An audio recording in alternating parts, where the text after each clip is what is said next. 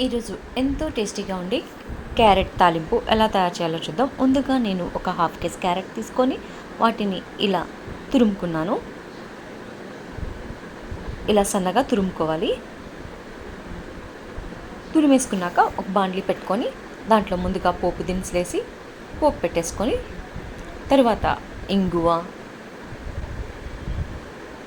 కొంచెం ఫ్రై అయ్యాక దాంట్లోనే కరివేపాకు వేసి బాగా తాలింపు వేగించుకోండి. నేను తాలింపు కోసం ఆవాలు, జీలకర్ర, మినపప్పు, శనగబ్యాళ్ళు, ఇంకా ఎండుమిర్చి, ఇంగువ, కరివేపాకు, కొంచెం పసుపు యాడ్ చేశాను. ఇలా యాడ్ చేశాక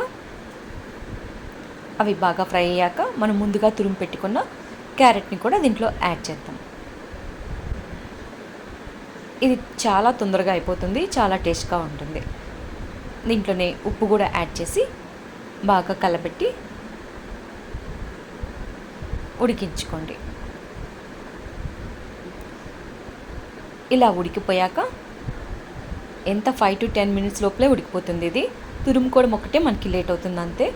చాలా ఈజీగా అయిపోతుంది. దీంట్లోనే నేను తెల్లగడ్డ కారం, తెల్లగడ్డలు, ఎండుమిర్చి పౌడర్, ఉప్పు కలిపి మిక్సీకి వేసుకొని ఆ కారాన్ని నేను ఒక 1 స్పూన్ యాడ్ చేశాను.